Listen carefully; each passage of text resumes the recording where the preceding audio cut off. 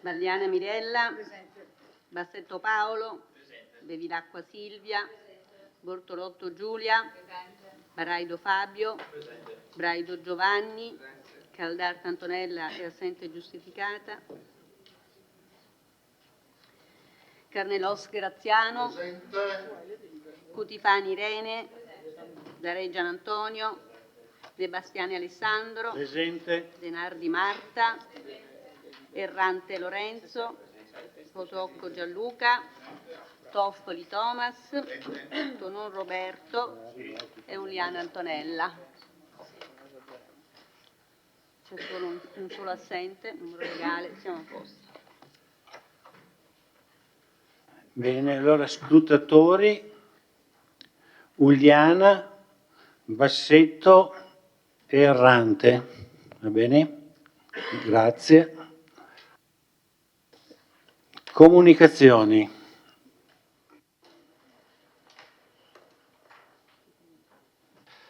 Il sindaco Barliana, prego.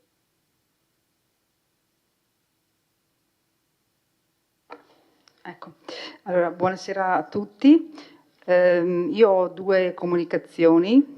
La prima è che in settimana si è finalmente riunito il comitato dei sindaci del distretto Pieve di Soligo e è stata nominata la giunta esecutiva del comitato dei sindaci e è stato eletto presidente Renzo Zanchetta, che è l'assessore di San Vendemiano, e fanno parte del comitato esecutivo il rappresentante del comune di Fara di Soligo, Perencin, l'assessore del comune di Vazzola e poi di diritto ci sono i rappresentanti del comune di Vittorio Veneto e del comune di Conegliano, i due sindaci, in quanto territori che ospitano l'ospedale.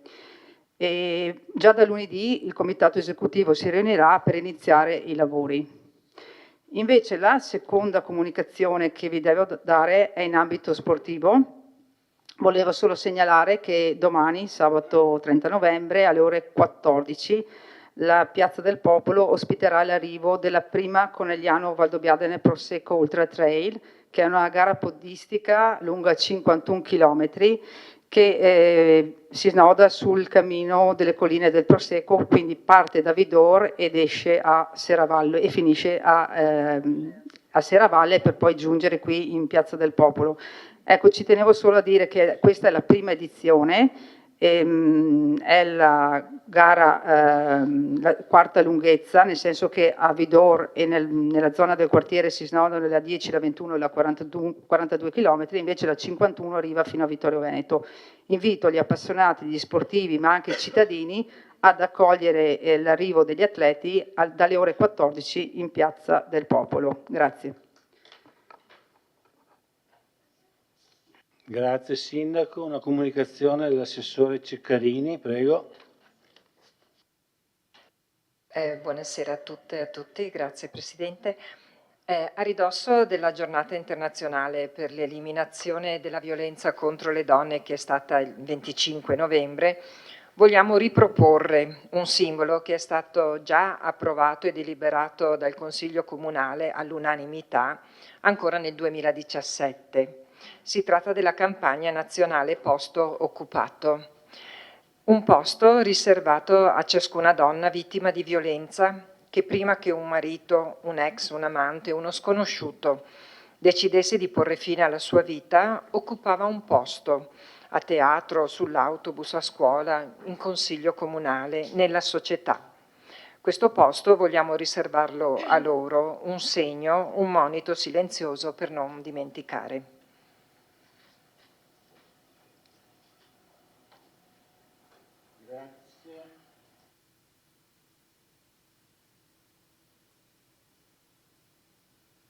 Consigliere D'Arè, ho visto che lei si è prenotato, io adesso le do la parola, lei sa che le comunicazioni sono riservate ai membri di giunta.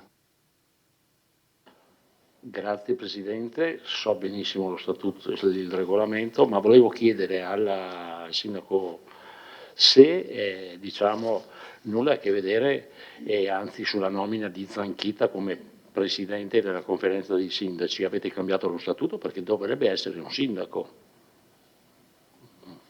Sono qua, e questa è e chiudo il mio intervento.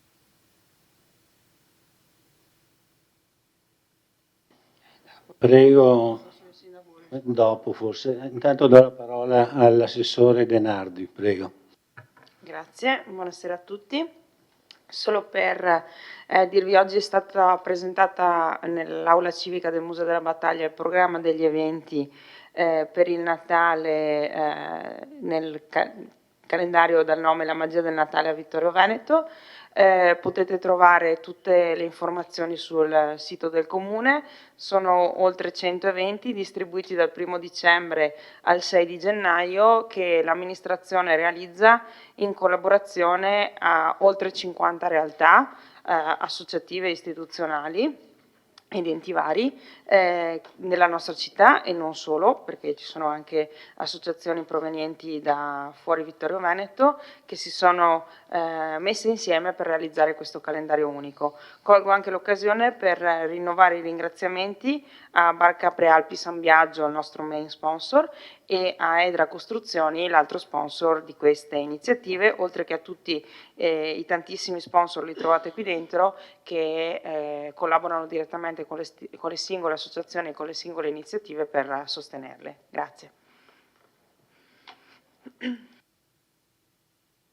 Grazie, assessore Denardi. Do la parola al sindaco. Allora, consigliere Darè, relativamente allo statuto non è stato cambiato. La questione era che è stata trovata una soluzione c'era una questione politica, puramente politica, c'era una tensione tra due componenti politiche, non mi vergogno assolutamente di dirlo, e si è trovata la quadra candidando e eleggendo il presidente, come presidente l'assessore di San Vendemiano. Una quadra, una tensione che era tutta innata all'interno del centrodestra naturalmente, quindi si è sviluppata questa soluzione che ha trovato l'accordo di tutti.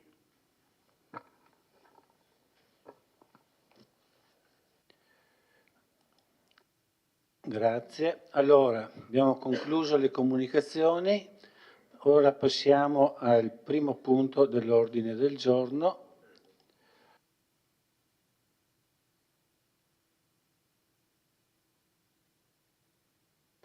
DUP 2024-2026, quinta variazione, sezione operativa, programma triennale di lavori pubblici 2024-2026 ed elenco annuale 2024. Do la parola all'assessore De Antoni. L'aiuto del sindaco è stato importante. Buonasera. Quindi vi sottoponiamo alla vostra attenzione la quinta variazione della sezione operativa del programma triennale dei lavori pubblici 2024-2026 e relativo elenco annuale 2024. Il primo documento era stato approvato ancora lo scorso anno in dicembre dalla passata amministrazione, ci sono state 4 variazioni complessivamente, una fatta in febbraio, una in aprile, una in luglio e una in ottobre. Questa è la che proponiamo, è la quinta variazione.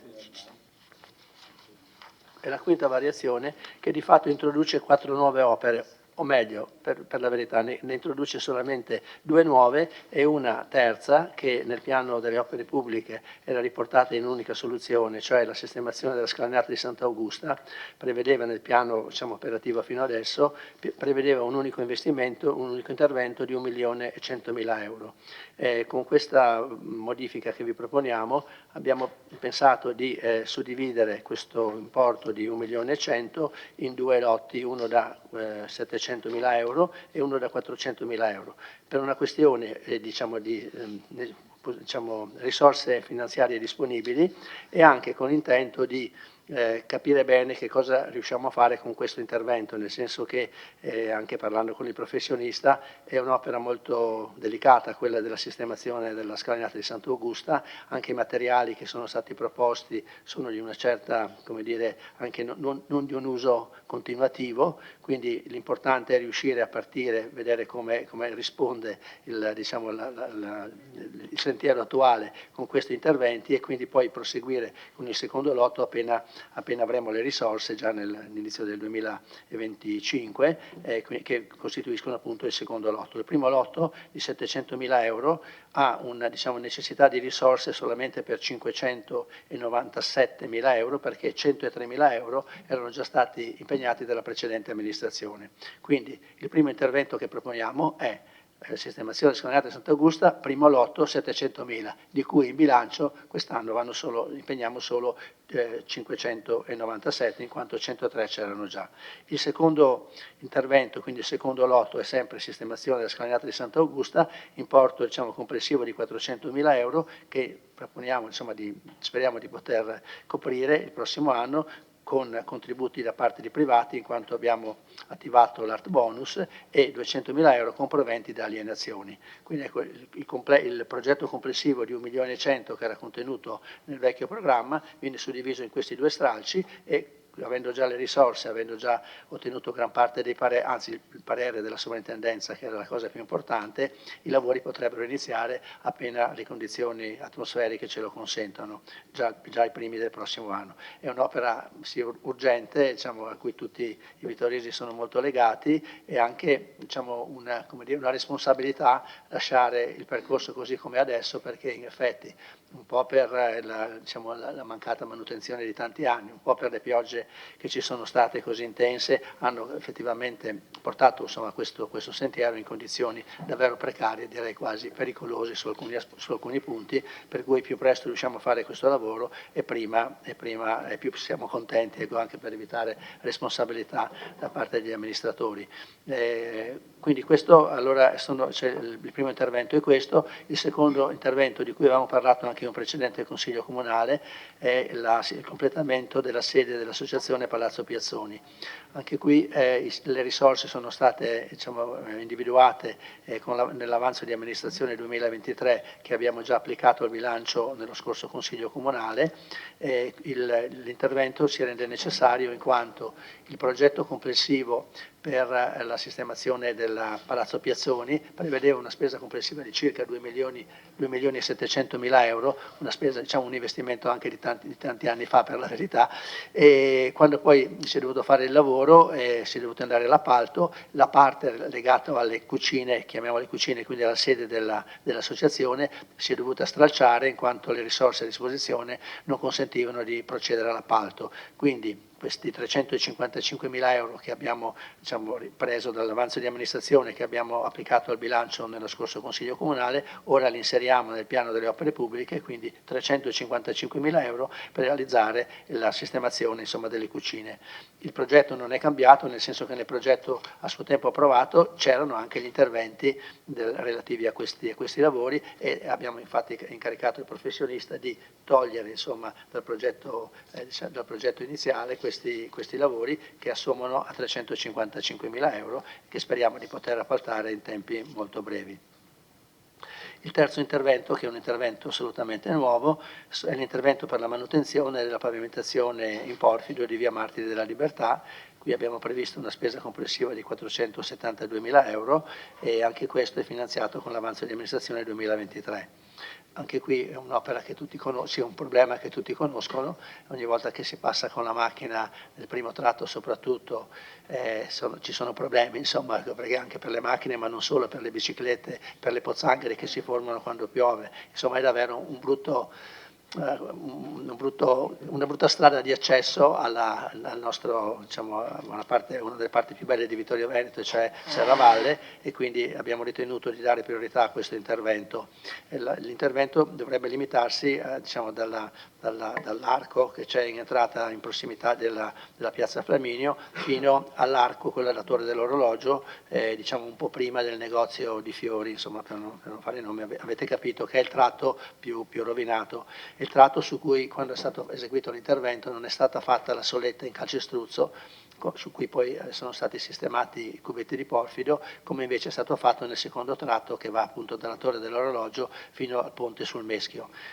Quel tratto, infatti, pur essendo stato percorso da mezzi pesanti, insomma, come anche il tratto di Serravalle, questa pavimentazione ha tenuto molto bene, salvo l'ultimo passaggio, gli ultimi 2-3 metri in prossimità del ponte, dove forse c'è stato penso io un problema di realizzazione dell'opera, per cui dovremmo intervenire per sistemare anche quel pezzettino lì, però insomma con questo intervento portiamo a compimento un'opera che sicuramente diciamo, è importante per il nostro comune. Il quarto intervento è quello di cui dicevo prima, quindi i 400.000 euro per il secondo stralcio della scalinata di Sant'Augusta, e come dicevo è il completamento. Quel primo intervento si dovrebbe arrivare fino a circa un po' più di metà, dove c'è quella cappella un po' più grande, non mi ricordo bene, quello che si chiama, venendo da via Vinera in sostanza, dove si arriva con la strada. Il secondo tratto dovrebbe essere quello.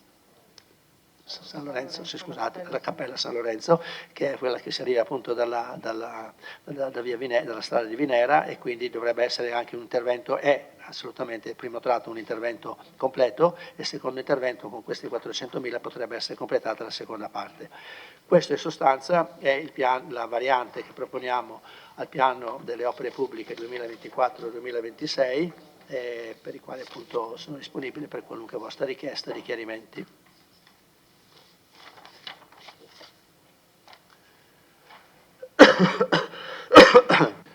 Grazie Assessore De Antoni. Apro la discussione. Prego chi si vuole prenotare.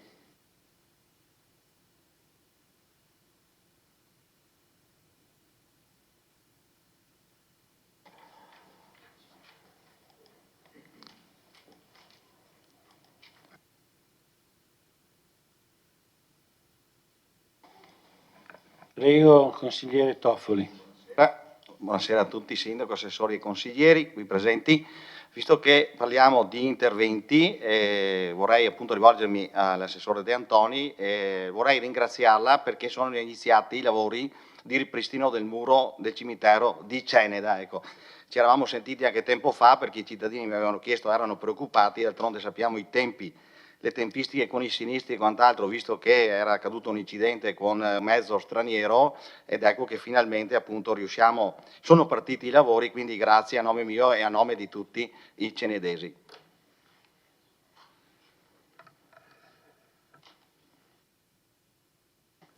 Grazie consigliere Toffoli, la parola al consigliere Darrè. Grazie Presidente, ringrazio anch'io la sovrintendenza che dopo 8 mesi finalmente si è degnata di dare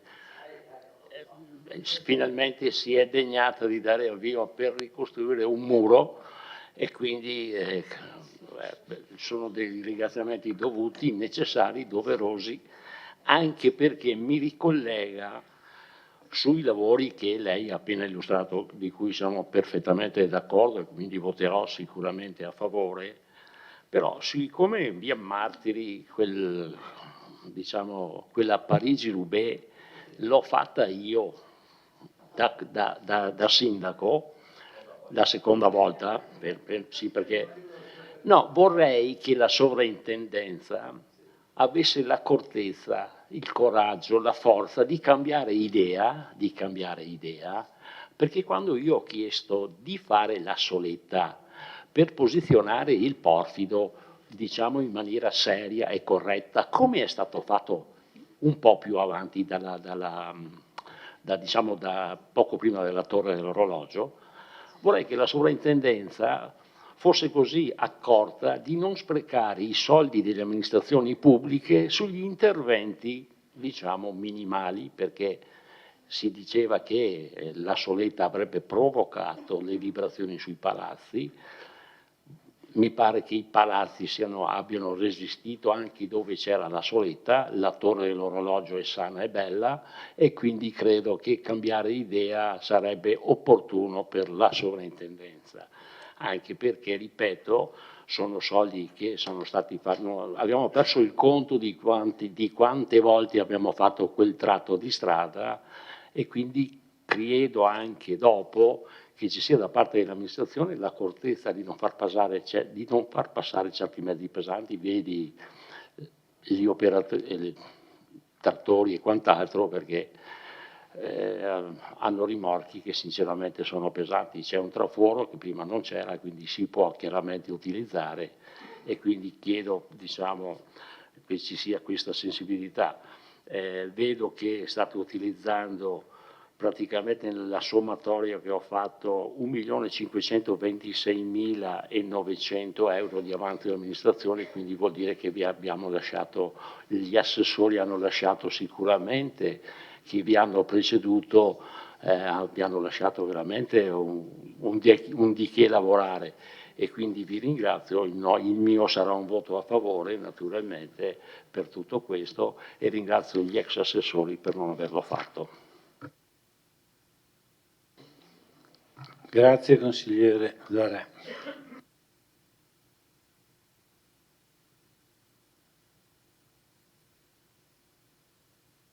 Do la parola al consigliere Posocco. Prego, consigliere.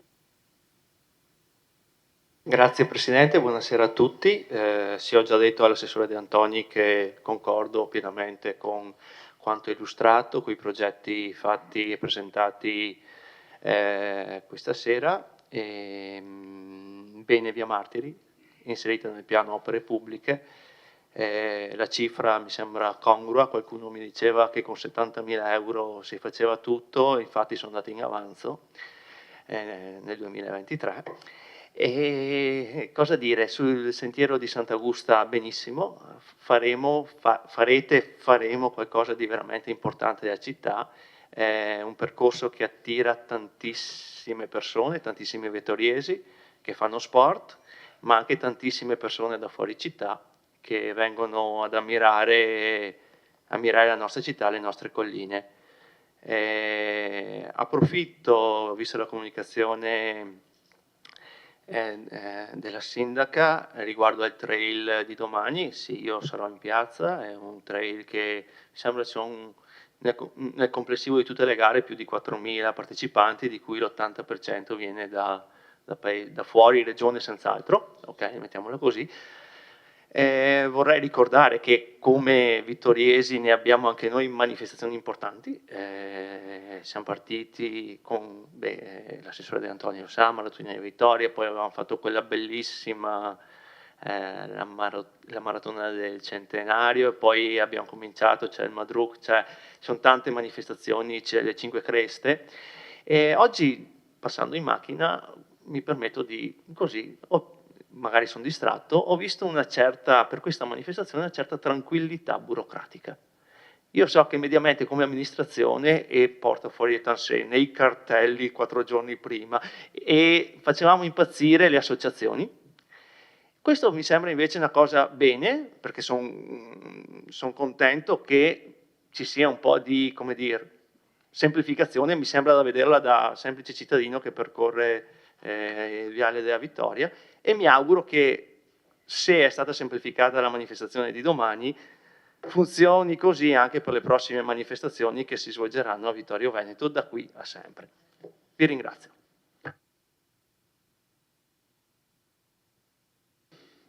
Grazie consigliere Posocco.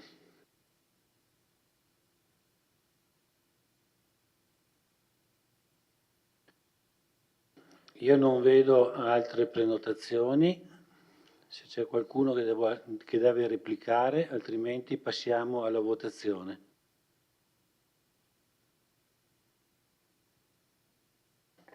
Sì, velocemente, no? Grazie per le osservazioni che avete fatto. Ci siamo posti il problema della sollecitazione sui palazzi, diciamo, quindi riteniamo possibile fare una sorta di giunto di dilatazione tra la soletta, e sa che in parte delle strade c'è una specie di cunetta, diciamo, con pietre anche diverse rispetto al porfido, quindi l'idea è quella di staccare, diciamo, la soletta da questa piccola cunetta, chiamiamola così, e quindi di non mandare le sollecitazioni, speriamo che sia una buona soluzione, di non mandare sollecitazioni ai palazzi, che come ha detto lei comunque non hanno subito danni dove abbiamo fatto la soletta. E pensiamo appunto sicuramente di fare un divieto di transito per i mezzi superiori a un certo carico, tant'è che anche con l'assessore Dus, quando si è parlato di far passare di nuovo gli autobus a Serravalle, si è detto sì, però sì, non da 10 metri, da 6 metri, se no non possono passare, no? Questo l'abbiamo anche detto a MOM.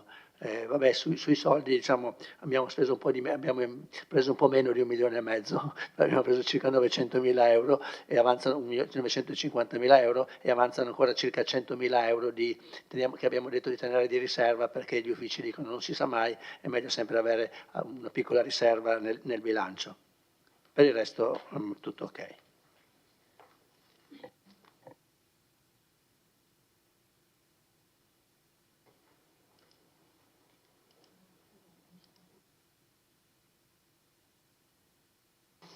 Prego, consigliere Dare. Grazie Assessore, naturalmente sì, ma probabilmente ho fatto un conteggio in più, ma che vanno nei 3 milioni e passa che comunque rimangono, perché non sono 1,5 ma sono 3, ma non importa, questi sono soldi che poi verranno impegnati. Volevo solo dire che quella soluzione del Giunto era stata fatta anche illo tempore, solo che diciamo chi a quel tempo aveva quella mansione di sovrintendente della sovrintendenza non era così predisposto a queste cose. Speriamo che, diciamo, cambiando, siccome che è soggettivo, non è perentorio e non ha una classificazione certa, speriamo che il nuovo sovrintendente, che non conosco, spero abbia questa accortezza. Volevo solo ringraziare anche perché il lavoro di Sant'Augusta riparte anche da un lavoro partito con la comunità montana, e quindi vado a ringraziare l'ex presidente Silvia Salese che diciamo, aveva iniziato questa operazione. Vedo che ci sono 200.000 da parte del privato, no, era qualcosa in più? Così è a spanne adesso, so che io non ho visto chiaramente la documentazione e quindi chiedo così informazione, dopo per l'amor di Dio sono tanti anche quelli e ben vengano sicuramente, anche perché vanno a suffragio della nostra comunità e sono soldi che poi vengono investiti in un percorso che sicuramente è molto caro ai vitoriesi e non solo ai vitoriesi. Dopo la replica del consigliere Dare, ha chiesto la parola il sindaco, prego. Giusto per condividere con il consigliere Posocco la questione della gara di domani, no? Giustamente lei ha rilevato che non ci sono cartelli chiusure, intanto perché appunto non è competitiva e quindi giustamente non sono previste interruzioni stradali, e poi mi viene da pensare perché appunto 51 km arriveranno un po' alla spicciolato e quindi sono previsti arrivi importanti lungo il viale, ok, quindi non verranno interrotto il traffico. Volevo solo dire rispetto a quello che osservava lei, anche rispetto a questa gara noi abbiamo dovuto manutentare per ben 2 volte il tratto di discesa dal Monte Baldo, e questa vorrei anche avvisare un po' la cittadinanza, è una grande questione, no? Quella della manutenzione dei sentieri, che lei giustamente ha iniziato con naturalmente Vittorio Veneto, esatto, che noi intendiamo portare avanti e perseguire quell'inizio e quello sviluppo che lei ha dato in accordo con le associazioni e il mantenimento e la sistemazione dei sentieri, perché altrimenti l'amministrazione da sola assolutamente non riesce, e quindi poi ci saranno altre occasioni per sviluppare magari assieme qualche concetto così di approfondimento.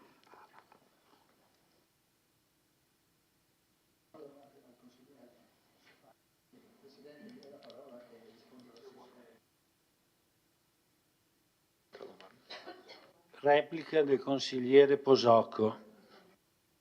Sì, Sindaco, siamo d'accordo so che avete il tratto del Baldo è stato ripulito. Su questo mi ricollego. Allora, quando le nostre associazioni locali organizzano una gara, si impegnano, credo, chiedono il costo, il pettorale, l'organizzazione e si impegnano anche a pulire i percorsi. Fanno un gran lavoro, organizzano una gara, mettono in sicurezza il percorso e così. Qui hanno organizzato una gara, ha fatto tutto il comune, nel senso che grazie al comune di Vittorio Veneto e capisce cosa voglio dire.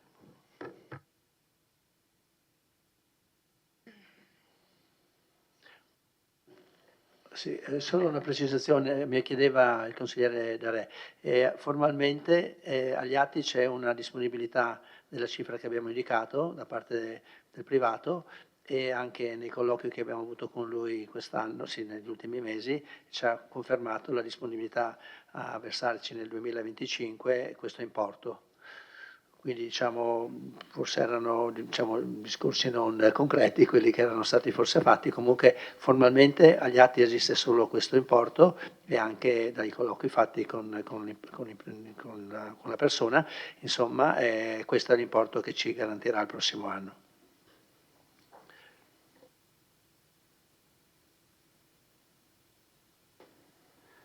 Bene, credo che a questo punto gli interventi siano terminati, quindi passo alla votazione.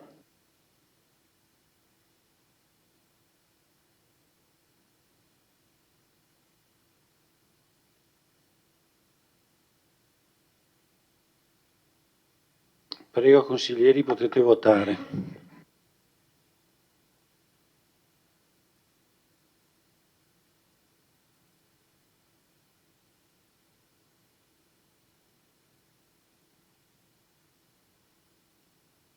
Hanno votato tutti, chiudo la votazione. La delibera è approvata, favorevoli 15, contrari 0, astenuti 1. Adesso immediata esecutività.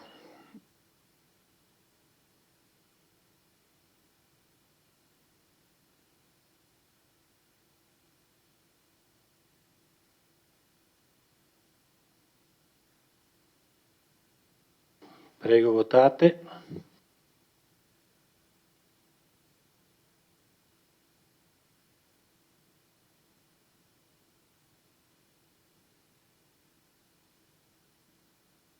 Bene, hanno votato tutti, chiudo la votazione.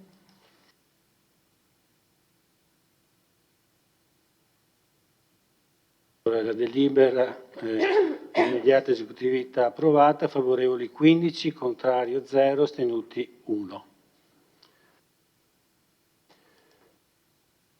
Grazie, possiamo passare al terzo punto dell'ordine del giorno, bilancio di previsione per il triennio 2024-2026, variazione numero 5.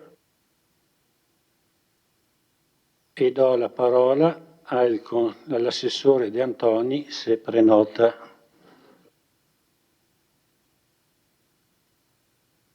Chiedo alla dottoressa Da Parè se può venire intanto per aiutarmi nelle cose che non sono. La dottoressa ha fatto un grosso lavoro assieme anche alla dirigente del settore finanziario per predisporre questi documenti e in questi giorni siamo veramente carichi di lavoro perché dobbiamo portarvi all'esame prima della fine dell'anno il DUP con il bilancio di previsione, che è una fatica davvero importante che cerchiamo di portare al più presto possibile, però tenetevi pronti anche negli ultimi giorni dell'anno perché le difficoltà sono davvero tanto grandi. Introduco solo la variazione di bilancio, poi lascio la parola alla dottoressa. Questa qui è questa variazione che viene fatta solitamente un po' da tutti gli enti, perché le variazioni di bilancio possono essere fatte entro il 30 di novembre e un po' tutti gli enti fanno, sono variazioni in genere per aggiustare alcune poste di bilancio sia in entrata che in uscita, dovute sia alle maggiori o minori entrate sia alle maggiori o minori spese. E quindi adesso poi la dottoressa vi spiegherà nel dettaglio. Le variazioni più importanti le potete trovare comunque sulle entrate e le spese in conto capitale, dove effettivamente ci sono state, diciamo, due grosse entrate che non erano previste, e cioè una entrata di totale 222.000 euro dovuta in parte ai proventi delle sanzioni amministrative nel settore dell'edilizia e contributi straordinari pagati per deroghe e varianti, che dovrebbe essere appunto l'applicazione del condono, e quindi il condono edilizio, quello diciamo per difformità di lieve entità, che quindi ha portato delle risorse che non erano attese.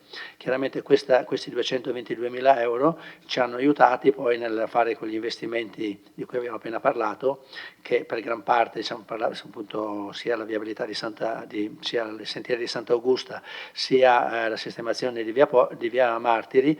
Il totale della spesa, diciamo, di questi due importi è oltre 1 milione, ma circa questi quasi 200.000 euro li abbiamo utilizzati da questi proventi che non ci aspettavamo di incassare, no? E che all'ultimo siamo stati ben contenti di riceverli.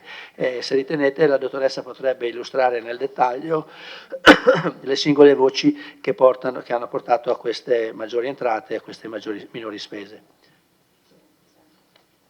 Buonasera.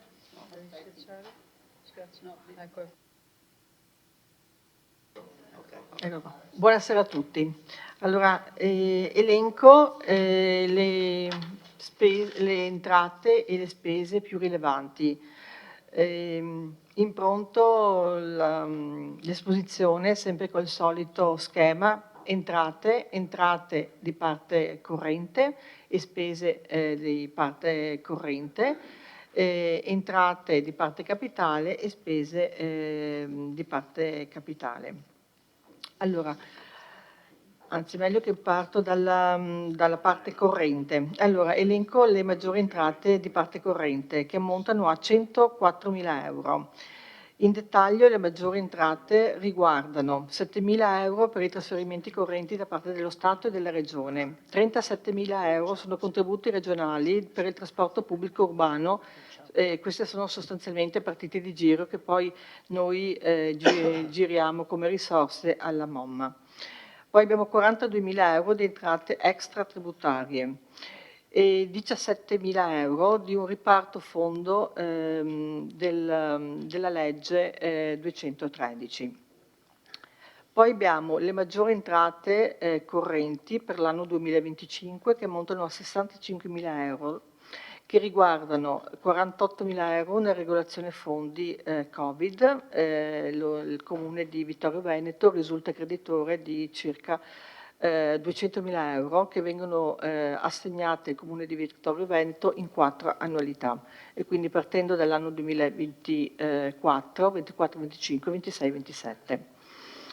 Per quanto riguarda invece la spesa corrente, si assesta a 223.000 euro e riguarda 1.000 euro per buoni pasto dipendenti, 4.000 euro per costi per servizi, sanzioni e codice della strada, 11.000 euro contributi istituti comprensivi e servizi per l'infanzia, 8.000 euro spese per la ristorazione scolastica, 15.000 euro contributo minimo vitale, 11.000 euro rimborso tributi, i 37.000 euro i contributi MOM che abbiamo visto prima in entrata, 6.000 euro per la manutenzione al sistema informatico, 48.000 euro l'IVA a debito che poi a dicembre dovremo versare come acconto, 5.000 euro per incarichi professionali, 10.000 euro contributi per attività turistiche, 8.000 euro spese per la disinfestazione, 41.000 euro per oneri previdenziali amministratori, 5.000 euro per un reintegro cautelativo del fondo di riserva.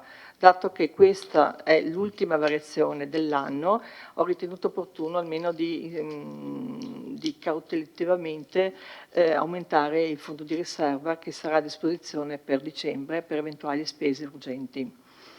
Abbiamo minori spese correnti per 77.000 euro che riguardano 5.000 euro per minori spese attività contrattuali, 10.000 euro minori spese per il vestiario della polizia locale che poi ritroviamo nell'anno però 2025, minori interventi per il sociale per 28.000 euro e per i contributi assistenziali, 13.000 euro risparmi dall'appalto calore e 20.000 euro di spese per la gestione dei rifiuti che sostanzialmente vengono rimputati dell'anno 2025. Per quanto riguarda invece la parte del conto capitale, l'entrata ha già riepilogato le due grosse entrate che abbiamo realizzato. Realizzato significa anche incassato, sono 126.000 euro di proventi edilizi e sanzioni amministrative, e 96.000 euro del contributo straordinario, e ho registrato anche 79.000 euro di una regolazione contabile di una permuta. Poi abbiamo la spesa in conto capitale che riguarda allora 5.000 euro spese per la digitalizzazione degli archivi delle pratiche edilizie. È un primo acconto di una spesa che sarà un totale di 137.000 euro, però 5.000 euro sono stati imputati nell'anno 2024 e della differenza, quindi 132.000 euro nell'anno 2025. Poi abbiamo 7.000 euro per spese per la sistemazione della scalinata e giardini pubblici, 12.000 euro per un allestimento di un automezzo della polizia locale, 14.000 euro per la manutenzione straordinaria delle telecamere per la videosorveglianza, 40.000 euro incarico Energy Manager, e poi ho registrato praticamente 472.000 euro dei lavori via Martiri della Libertà, che sono tutti finanziati con l'avanzo disponibile 2023. Ho registrato l'intervento di Sant'Augusta, sostanzialmente rimodulando l'intervento complessivo di 1.100.000, 700.000 euro nell'anno 2024, tutti finanziati con l'avanzo, a parte 100 euro di art bonus che abbiamo già incassato, e invece i 400.000 euro sono finanziati nell'anno 2025, sono in previsione, 200.000 euro con il contributo da privato che avete citato prima e 200.000 euro di alienazioni. Per pareggiare tutta la variazione ho applicato l'avanzo disponibile per 921.000 euro. Quindi, considerando che nelle precedenti variazioni abbiamo applicato esattamente 2 milioni, anzi 3 milioni di euro, 2 milioni di euro, adesso abbiamo applicato 921.000 euro, rimane come avanzo disponibile 159.000 euro. Di questa variazione è stata sottoposta al Collegio dei Revisori dei Conti che ha avuto il suo parere favorevole. Grazie per l'attenzione e sono a disposizione per eventuali domande. Grazie, dottoressa De Parè. Do la parola all'assessore Dus, prego. Buonasera. Ringrazio anch'io la dottoressa De Parè per il lavoro svolto e in generale tutti gli uffici. Mi inserisco solo in questa variazione per spiegare brevemente uno degli oggetti di questa variazione, che riguarda la digitalizzazione dell'archivio. È un progetto abbastanza ambizioso. Il nostro archivio di pratiche edilizie è di oltre 300 metri e con questo prima tranche andremo a digitalizzarne 120 metri. Chiunque di voi abbia mai fatto accesso a atti per una pratica edilizia ha dovuto spesso attendere tempi rilevanti, soprattutto durante il periodo legato al 110.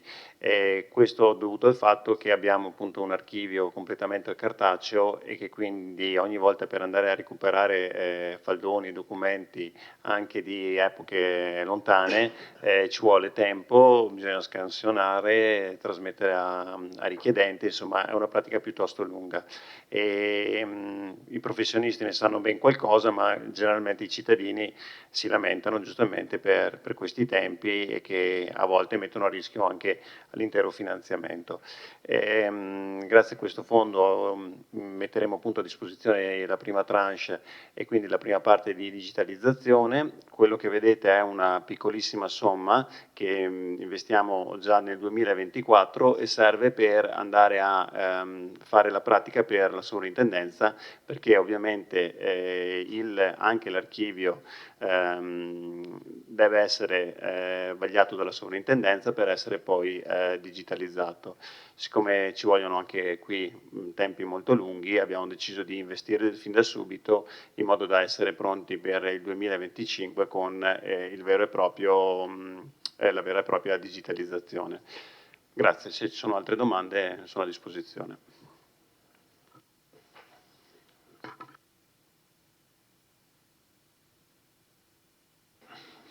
Prego, consigliere Uliana. Un'altra voce di 40.000 per l'incarico Energy Manager, volevo capire di che cosa si tratta.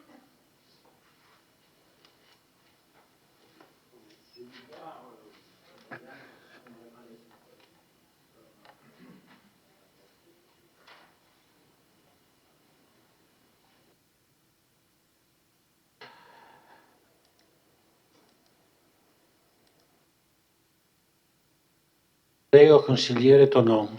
Grazie Presidente.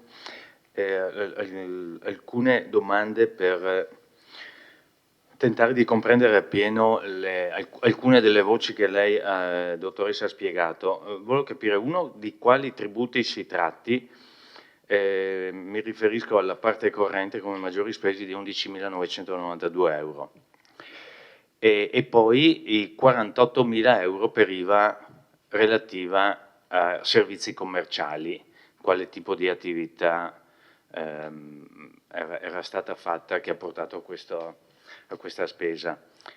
E poi chiedevo dei 41.000 per oneri previdenziali, perché se non ricordo male era già passata una cifra, non mi ricordo quale, per quanto riguarda il TFR, chiamiamolo così, il trattamento di fine mandato del sindaco, e quindi volevo capire a cosa si riferisce questa partita.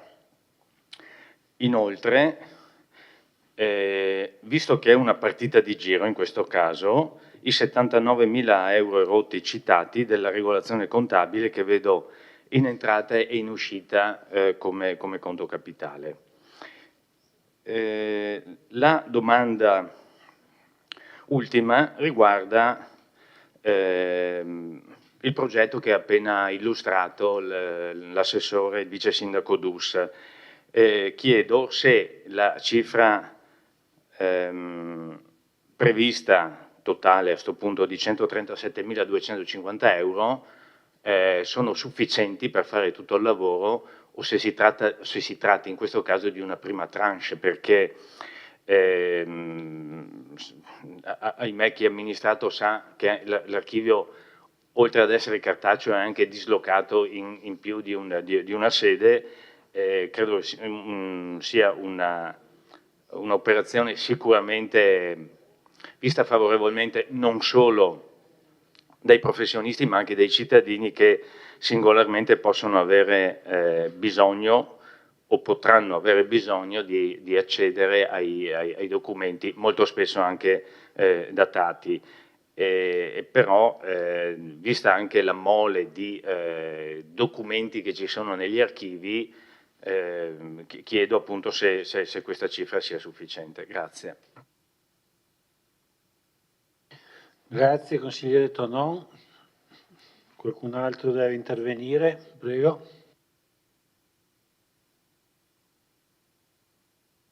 Beh, intanto do la parola allora all'assessore Dus che doveva rispondere.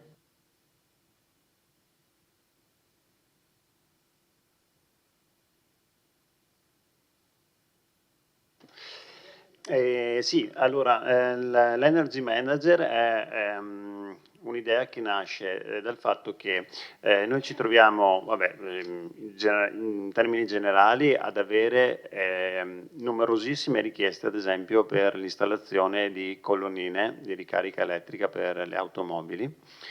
E questo è un tema. Il secondo tema è un avvio di una comunità energetica ad opera dell'Unione Montana, dove noi stiamo aderendo, e questo è il secondo tema. C'è poi un tema di impianti fotovoltaici del nostro comune, alcuni di nostra proprietà, altri invece che sono stati realizzati da CIT, ad esempio, e altri ancora che stanno partendo. C'è un tema legato alla pubblica illuminazione, il consigliere Posocco più volte ha ricordato in consiglio comunale che c'è un project financing in merito a questo. Ci sono quindi dal mio punto di vista, dal nostro punto di vista, da mettere a sistema un po' tutte queste questioni legate appunto alla tematica energetica, ovviamente legata anche poi al calore, eccetera. E per far questo abbiamo ritenuto necessario dotarci di un energy manager, cioè di una persona che potesse guidare un processo di riorganizzazione dei servizi energetici della nostra città, pensato però in maniera globale e non singolarmente, perché altrimenti si rischia o di favorire un'azienda piuttosto che un'altra, questo ad esempio per quanto riguarda l'installazione di colonnine, oppure di perdere delle opportunità a discapito anche in questo caso di altre. In questo caso una figura così competente, cioè con delle competenze così specifiche all'interno del comune non ce l'abbiamo e quindi dovremmo esternalizzare questo servizio.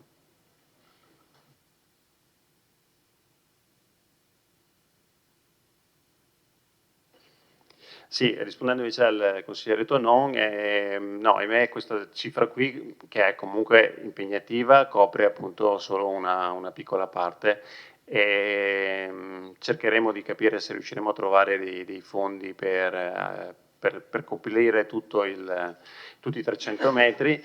Il lavoro è sì importante ma anche abbastanza lungo perché appunto le pratiche devono essere scatolate, autorizzate al trasporto, portate via, scansionate, riportate e riordinate. Quindi c'è anche da parte degli uffici una richiesta di lavoro importante, anche perché comunque continueranno ad avanzare le richieste di accesso atti come avviene adesso. Però prima o poi si doveva iniziare, quindi iniziamo da questa prima variazione.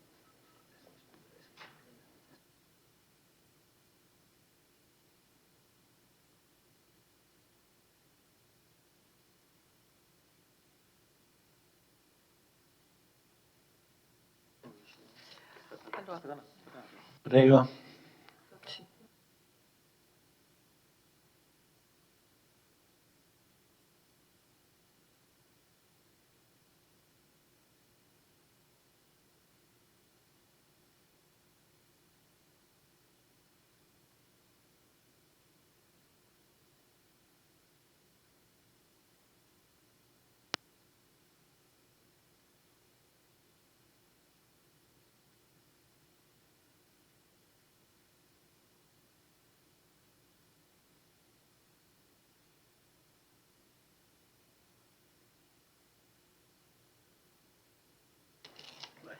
Allora, eccomi, per quanto riguarda il rimborso dei tributi, attiene esclusivamente a un rimborso IMI, a diversi rimborsi IMU sostanzialmente.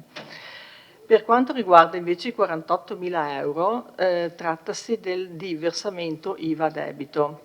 Il Comune tiene sostanzialmente una contabilità di IVA sostanzialmente per i servizi rilevanti ai fini IVA. Noi abbiamo diversi servizi rilevanti qualora il Comune stesso si pone in una situazione di concorrenzialità rispetto alle attività presenti sul mercato. Quindi noi gestiamo, adesso non so se me li ricordo tutti, comunque gestiamo agli effetti dell'IVA, il trasporto scolastico, la ristorazione scolastica, le piscine comunali, gli affitti E il teatro, abbiamo aperto una posizione IVA anche per il teatro, queste comunque sono le più rilevanti. Allora, il Comune mensilmente praticamente predispone la liquidazione mensile IVA, c'è un IVA a debito, una IVA a credito, e ad esempio per il mese di ottobre e novembre eravamo a debito. E sostanzialmente a dicembre dovremo versare l'acconto dell'IVA pari al 98% e quindi abbiamo richiesto questa somma che è sostanzialmente l'acconto dell'IVA di dicembre, che verrà versato con le modalità dell'F24 telematico. Sì, ho finito.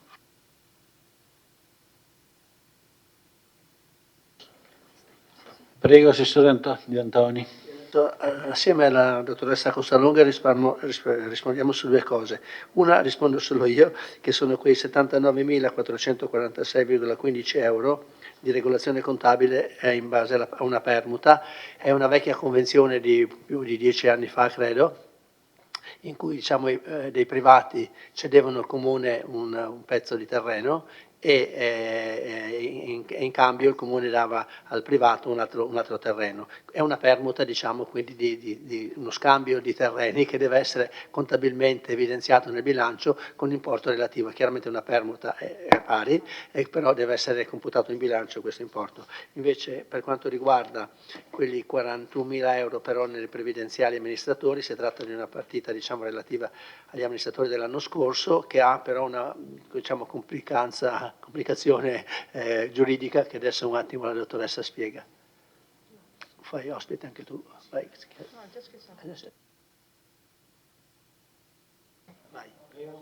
Sì, buonasera a tutti. Allora, relativamente a questo importo che riguarda appunto i contributi da corrispondere agli amministratori che svolgevano l'attività di liberi professionisti. È intervenuta quest'anno infatti la sentenza da parte della Corte di Cassazione, la numero 18.396 del 2024, che ha sancito che gli enti locali devono obbligatoriamente versare i contributi per gli amministratori liberi professionisti anche se non vanno in aspettativa, ossia non sospendono durante il loro mandato l'attività di lavoro autonomo. Sul punto si era espresso il Ministero dell'Interno con un parere risalente al 2014 e si era espresso in maniera, diciamo, diversa. La Corte di Cassazione invece adesso ha dato un'interpretazione, diciamo, diversa. In realtà la norma è quella del TUEL, del Testo Unico degli Enti Locali, dell'articolo 86, il secondo comma, che nulla dispone circa l'obbligo di astenersi dall'attività professionale da parte del lavoratore non dipendente durante lo svolgimento del mandato. Quindi, non essendoci appunto questo obbligo di astenersi, finora, diciamo, non erano stati riconosciuti i contributi. La Corte di Cassazione ha aperto, diciamo, questa possibilità. Abbiamo avuto due domande per cui, essendo un obbligo, o meglio l'interpretazione è nel senso di obbligare gli enti locali, abbiamo in questa variazione previsti l'importo corrispondente a ciò che dobbiamo rimborsare. No, è una Cassazione, non sezione unita.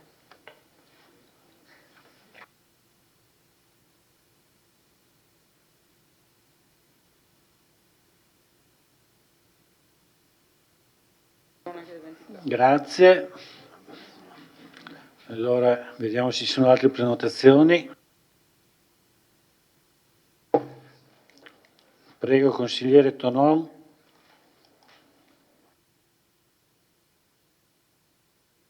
Grazie. Una battuta per il collega De Re. È stata molto veloce la soprintendenza rispetto alla Cassazione allora. Per la Cassazione ci ha messo 10 anni più o meno, quindi possiamo dire che è stata veloce.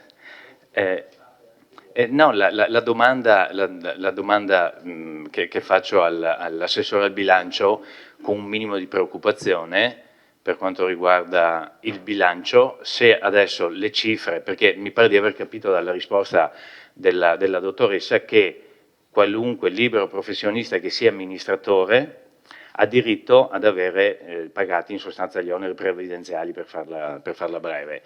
Quindi tutti i liberi professionisti che ci sono, non so quanti sono, in giunta, hanno diritto ad averli. Domanda, sono stati già previsti nel bilancio previsionale? E la seconda domanda è quanto pesano, punto di domanda, all'anno? Grazie.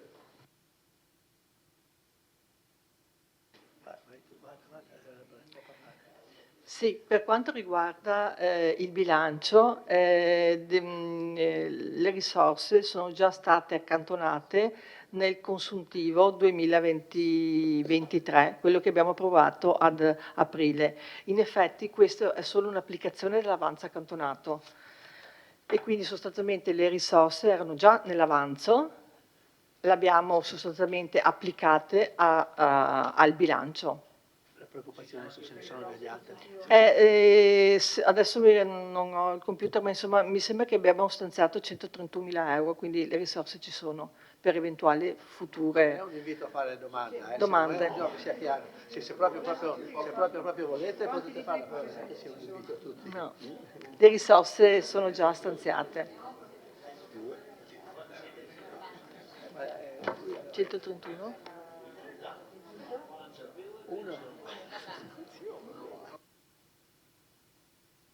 Bene, grazie.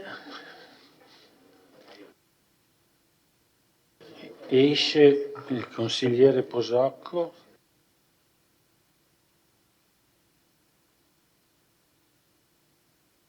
Allora io non vedo altre prenotazioni, chiudo la discussione.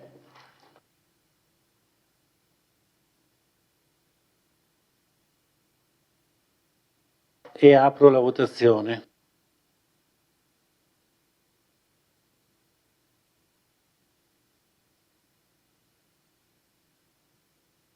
Prego, votate.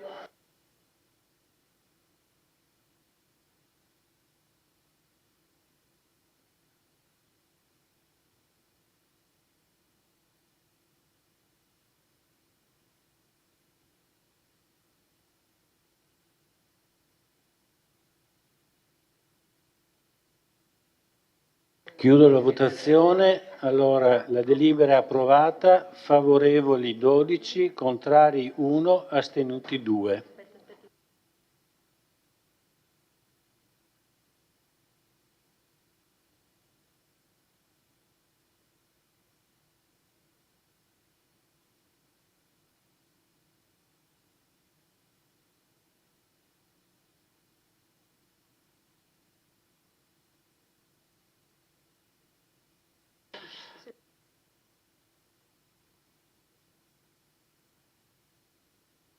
Adesso votiamo l'immediata esecutività.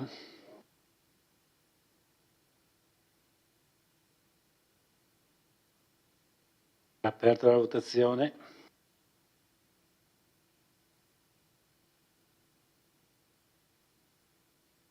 Hanno votato tutti. Chiudo la votazione. Immediata esecutività approvata, favorevoli 12, contrari 1, astenuti 2. Bene, il Consiglio Comunale è concluso, arrivederci alla prossima seduta. Grazie.